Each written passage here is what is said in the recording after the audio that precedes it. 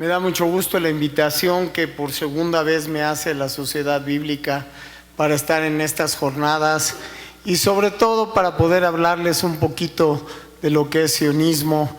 Hay veces la gente confunde sionismo con otros ismos, y realmente hablar de sionismo y hablar de los retos del sionismo moderno es hablar de muchas cosas. Vamos a dirigirnos a 4 ejes principales de esta plática.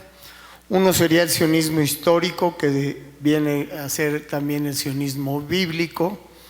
Otro sería el sionismo político.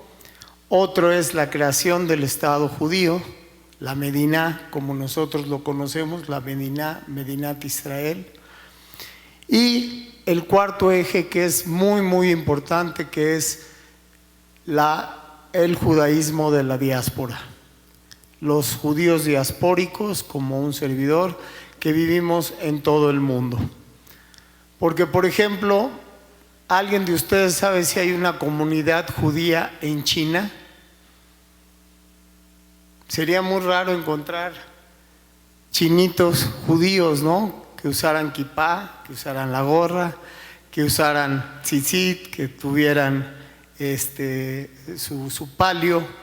Sería muy raro encontrar eso en China. Bueno, pues en Pekín, en Beijing, existen comunidades judías. Y no una, algunas. Entonces, el judío diaspórico es muy importante. Estos 4 ejes que acabo de mencionar, voy a repetirlos. El histórico, que es el bíblico. El político, que es más o menos a partir de los años 1800. La Mediná, la creación del Estado judío. Y la diáspora. Son 4 patas de una mesa, que sin ninguno de ellos, ¿qué pasaría? La mesa se cae, exactamente. Entonces podemos definir el sionismo histórico. Bueno, ya aquí el hermano Samuel nos empezó a relatar después de la destrucción del primer templo, cómo nos llevaron a Babilonia. El rey Nabucodonosor primero fue el que destruyó el primer templo. Pero antes de eso ya había sionismo. Antes de eso, ¿quién fue el primer sionista de la historia, bíblicamente? Abraham. Abraham el patriarca. ¿Por qué? ¿Qué le dice Dios? Vete de la casa donde moras y vete a la tierra que yo te voy a dar. Vete a la casa de tu padre, aléjate de la casa de tu padre. Exactamente no lo sé porque no soy rabino, pero sí leemos la Biblia y sí sabemos el versículo. Entonces le dice, vete de la casa de tu padre a la tierra que yo te voy a dar. Bueno, señores, es el primer sionista. Salió de Ur Kasdim, que ahí es donde vivía. Toda la historia de los ídolos, porque él sí creía en Dios. Destruye los ídolos de la casa de su papá, de Teraj, y se va de la casa de sus padres. ¿A dónde? ¿Quién sabe? Pero él le hizo caso a Dios y se fueron. Es el primer sionista. Más adelante, pues como otro ejemplo, ¿a quién tenemos? Otro gran sionista de la Biblia. ¿Perdón? Moisés. ¿Por qué Moisés? Sacó a todo el pueblo y lo llevó a Israel, lo llevó a Canaán. Ese es el segundo gran sionista. Y también sin saber, sin ser de ducho en la palabra, porque se decía que era tartamudo, pero para ser tartamudo dijo muchas cosas. Y lo llevaron directamente, sacó al pueblo y lo llevó a Israel. Entonces tenemos tenemos un segundo gran sionista, bíblico, histórico, real. Luego tenemos un tercer gran sionista, que ya lo mencionaba Samuel, que es Nehemías. Nehemías fue el primero en pensar en volver a Israel, a Jerusalén, a la tierra de Sión y de alguna otra manera empezar a reconstruir el templo. Un gran sionista, un gran amor a Sión, porque eso es lo que es un sionista. Ustedes son sionistas. ¿Quién puede negar el amor a Sión que tenemos todos los que estamos aquí sentados? Eso es ser un sionista actual, hoy. Porque si regresamos al tema que nos incumbe hoy, los retos del sionismo moderno, ¿quién es un sionista? Ya lo decía el primer ministro Netanyahu y como lo decía Samuel, se cumplieron los 70 años de Israel el año pasado, de la independencia del Estado de Israel. Hubo una serie de festejos muy lindo, tuve la oportunidad de estar en Israel. Y ya lo decía, tuve la oportunidad de estar con el primer ministro. Y él lo decía: señores, enemigos no nos faltan, amigos son los que tenemos que hacer. Y el pueblo evangélico cristiano es la gente que es amiga, sincera y real de Israel. Y es por eso que estamos aquí, porque aportamos un granito de arena, un granito de información más para ustedes, un granito más de esclarecimiento, preguntas que quieran hacer. Para eso estamos aquí, para lo que el primer ministro nos ha encomendado a todos nosotros, que es fortalecer las relaciones con nuestros hermanos. Y eso es lo que nosotros hacemos, con todo el cariño, con todo el gusto y obviamente amando a este país que fue el que abrió las puertas a nuestros padres. Bien, pues eso es parte del sionismo, vamos a decirlo, histórico. Podríamos hablar más casos de la Biblia, podríamos hablar del rey David, cuando en su salmo escribe: oh Jerusalén, si yo te olvidase, que la lengua se pegue al paladar y que pierda yo mi diestra. Oigan, amor más grande que ese. Yo nunca he escuchado a una persona decirle a su novia: oye, si yo me olvido de ti, que se me pegue la lengua al paladar y que pierda yo mi brazo. ¿O alguien le ha jurado a su esposa eso? ¿Y a su esposo? Entonces, señores, el amor más puro que podemos encontrar es ahí. También era un sionista David, también era un sionista. Ese amor profundo que tenía por Sión, por Jerusalén, poca gente lo ha tenido, poca gente lo ha tenido. Antes de pasar al sionismo político, que vamos a trabajar en los 4 ejes que componen la mesa del sionismo hoy en día. Por ahí de los años 1800 había un grupo de gentes de las comunidades de Europa, judíos de las comunidades de Europa, que tenían la intención de sobrevivir. El zar de Rusia, Nicolás I, no el que fue derrocado después de la Primera Guerra Mundial, sino el zar de Rusia, manda a hacer una serie de pogroms. Un pogrom es un desastre en cada una de las aldeas donde vivían judíos. Estas aldeas se llamaban shtetls, que eran pequeños pueblitos donde se convivía con distintas religiones, porque Rusia es muy, muy extenso, y comienza una oleada en contra de los judíos en Rusia todavía.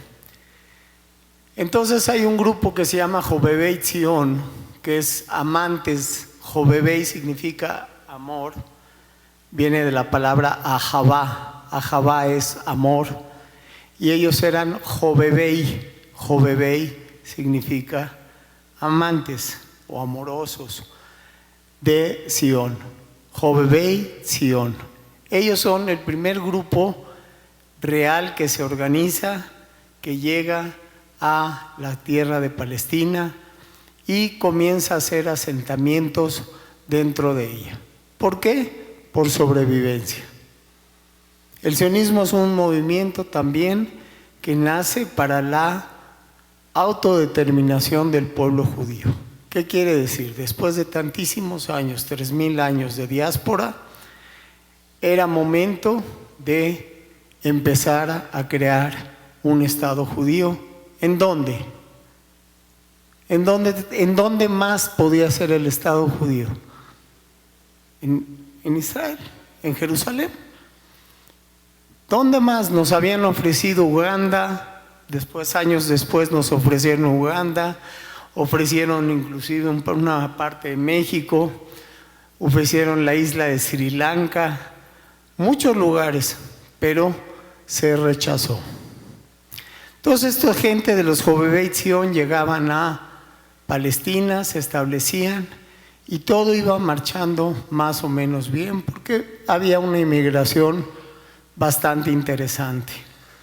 Comparado con hoy en día, y volvemos a los retos del sionismo de hoy, podemos ver el gran movimiento de migrantes que hay en el mundo, que a nosotros nos toca verlo aquí cerquita, porque vienen los de Guatemala, los de Honduras, los de Cuba, los de etcétera. A nosotros nos toca ahorita ver esos de cerquita, pero están todos los del pueblo sirio que están huyendo de la guerra. Pobrecitos, pero están huyendo de la guerra. Los kurdos, en Turquía hay también una salida terriblemente de gente y también los sirios quieren entrar a Turquía. ¿Por qué? Porque es el enlace europeo. Entonces, la inmigración en esos años, pues no había internet, no había redes sociales, nadie se enteraba de lo que pasaba con los judíos en Europa Occidental. Años más tarde viene el juicio de Dreyfus, que fue un parteaguas. Dreyfus era un militar francés y, para no hacer la historia muy larga, lo degradan, no le encuentran ningún delito importante como militar después de la Primera Guerra Mundial y lo degradan y por el simple hecho de ser judío. El juez dictamina, lo mandan a la Isla del Diablo, que por eso es conocida la Isla del Diablo, porque fue una injusticia haber mandado a este señor allá. Y precisamente Teodoro Herzl, un periodista vienés, está cubriendo la noticia y todo esto lo hace pensar y pensar de día y de noche. ¿Por qué sucedió lo que sucedió? ¿Por qué Dreyfus fue a la cárcel y más a la Isla del Diablo? No le encontraron ningún delito, lo degradan militarmente y lo mandan a la cárcel. Herzl se queda pensando y dice: yo creo que la única solución para el pueblo judío es tener su propio Estado. Y él empieza a hacer gestiones, empieza a hablar con la gente de las comunidades judías de Europa, empieza a hablar con la gente importante de Europa, la gente que tenía dinero. De hecho, se empieza a crear un fondo eterno que hasta el día de hoy existe, que se llama el Keren Kayemet.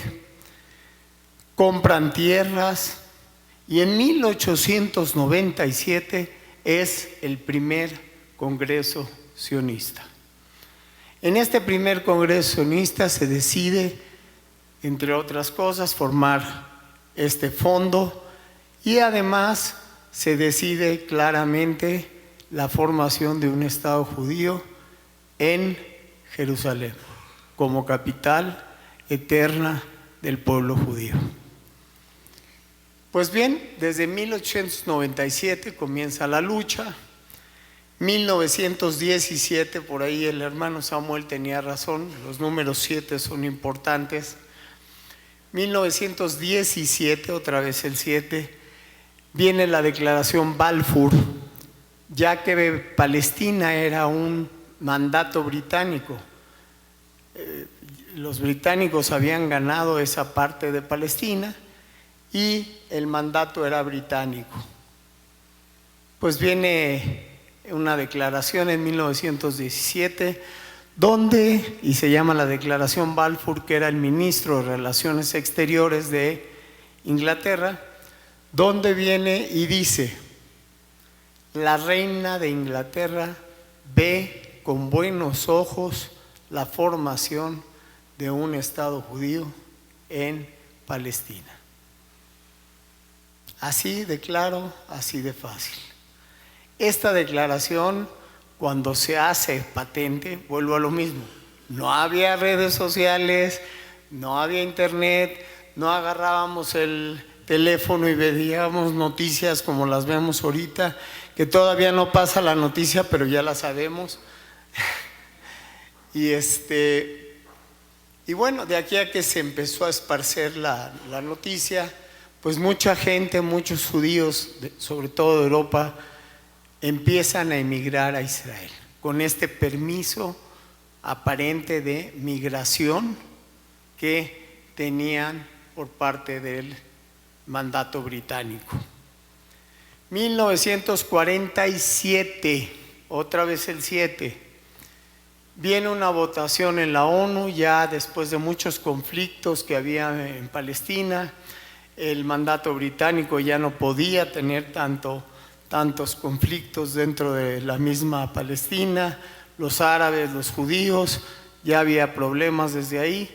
Y en 1947 la ONU decide hacer una votación para hacer una partición del Estado. Hay que recordar que el Estado de Israel es más pequeño. ¿Cuál es el estado más pequeño de México? Tlaxcala. Bueno, pues el Estado de Israel es todavía más pequeño que todo Tlaxcala. Esa es la realidad por la que se pelea en Medio Oriente, por un pedacito de tierra más pequeño que Tlaxcala.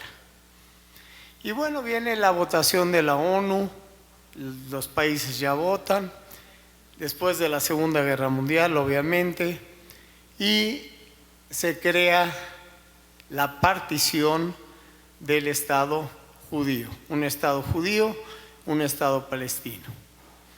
De ahí, pues comienza una serie de conflictos que todos conocemos, hasta el día de hoy, que conocemos ya la política en Israel. Hoy en día el sionismo y los retos del sionismo moderno, uno de ellos es pues que realmente no existan estas pugnas en Israel entre ricos y pobres como en todo el mundo, entre derechistas y izquierdistas de todo el mundo, porque eso es un hecho, que los países se debilitan cuando se dividen. Y hay presidentes, no sé dónde, que le encanta dividir al pueblo, le encanta dividir al país, y eso no lleva a nada bueno. El hecho es que en Israel, obviamente, somos la única democracia en todo Medio Oriente.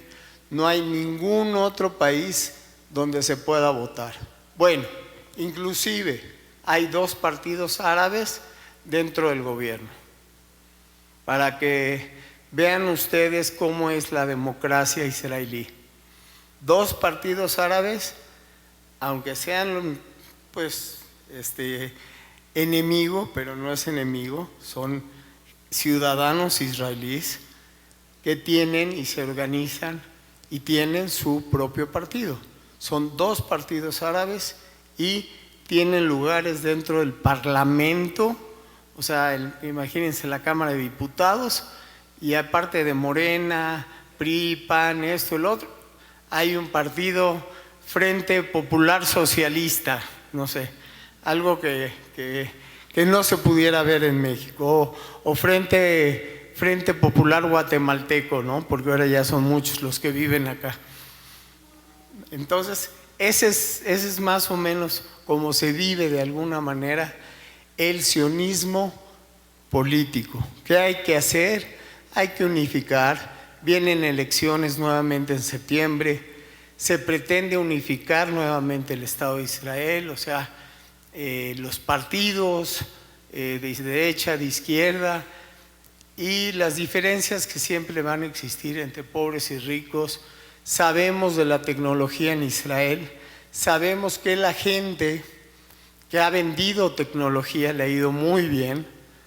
Y bueno, hoy por hoy Israel es uno de los países de mayor ingreso per cápita. Si nosotros tomamos en cuenta las empresas que se han vendido o las empresas que han hecho alianzas, nos podemos dar cuenta que el futuro del sionismo está de alguna o de otra manera asegurada. ¿Por qué? Porque tenemos gente detrás de esto. Acuérdense, el eje histórico, político, el Estado de Israel, que es de lo que estamos hablando ahorita, y el apoyo de la diáspora. Factores importantes, independientemente de lo que estamos hablando de Israel, que obviamente es una de las patas de la mesa que estábamos hablando del sionismo. Factores importantes: Israel produce tecnología, Israel produce cuestiones agropecuarias, Israel tiene la tecnología también para el riego por goteo, Israel tiene inventos importantísimos y avances en medicina, sobre todo en lo que es cáncer, diabetes, etcétera. Israel es el número uno en todo esto. El Estado es un Estado obviamente judío, las leyes del Estado son judías, por eso uno de los ejes importantes es también la religión. Y en Israel la religión obviamente es libre. Cualquier persona puede ser la religión o ejercer la religión que más quiera. Pongo un ejemplo. Hay pasaportes que dicen, hay que entender lo que es nacionalidad, lo que es ciudadanía y lo que es religión. El pasaporte dice nacionalidad, dice ciudadanía y dice religión. Nacionalidad, ¿a qué nación perteneces? Pues yo pertenezco a la nación árabe. Muy bien. Religión, ciudadanía israelí. Religión islámica. Ese puede ser un pasaporte. ¿Voy bien o me regreso? ¿Le entendimos? Ok. Un judío, ¿qué diría? Nacionalidad, ¿a qué nación perteneces? A la nación judía. Ciudadanía israelí, religión judía. 3 puntos. Una persona que es druso, drusos son árabes que han vivido en Israel toda la vida. Entonces es lo mismo, ciudadanía israelí, religión árabe, nacionalidad árabe y religión drusa. Esta gente drusa, por ejemplo, que lleva años viviendo en Israel, son y pertenecen al ejército judío. Ellos luchan por el país en donde están.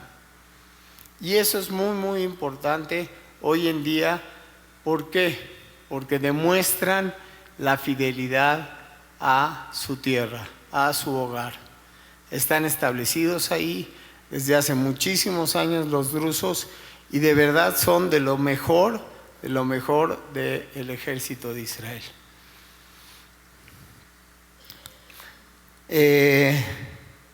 Otra de las cosas es reducir las brechas el Estado de Israel tiene muchísima gente ya de edad y muchísima gente joven. Entonces, ahí viene un problema como el que hemos visto en México con el Seguro Social, ¿no? Por ejemplo, donde hoy por hoy hay más gente de la que está pensionada que de la que está generando.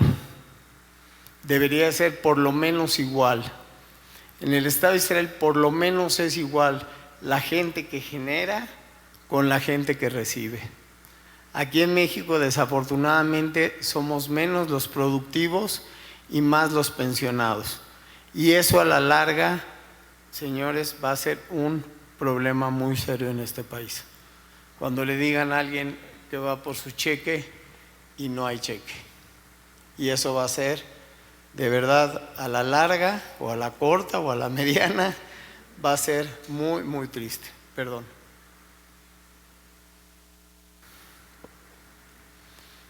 Bueno, y dentro de todo esto, para la cuestión del futuro del sionismo, podríamos hablar de cinco puntos muy, muy rapiditos. Uno es sentir que eres parte de un pueblo.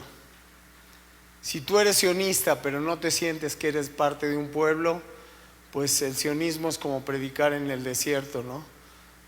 Solo. Y pues solo no vas a hacer nada. Por eso decía que todos ustedes que están aquí, afortunadamente esta mañana, son sionistas.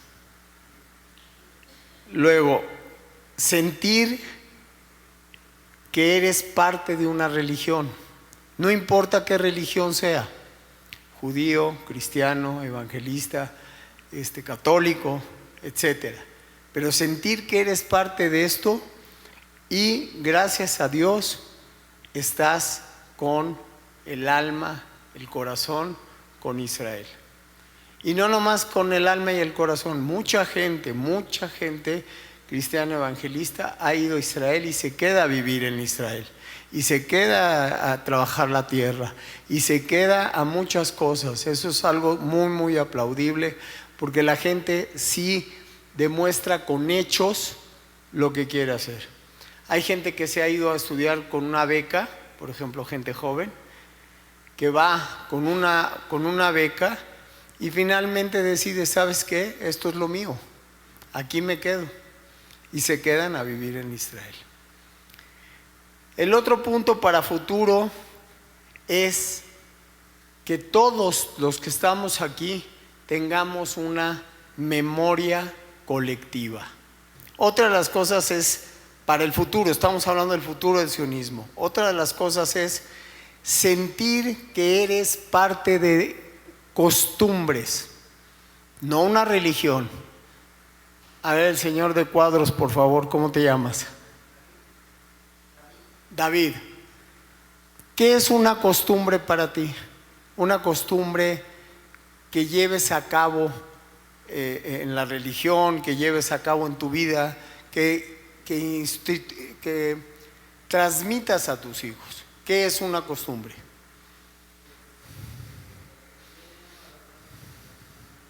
¿Y cuál es el monte Moriah? El monte del templo. ¿Y de quién es el monte del templo, señores? ¿Qué tan discutido ha sido? ¿De quién es? De Israel. No hay más. O sea, más títulos de propiedad, más cosas que podemos tener en la mano. ¿Dónde existe?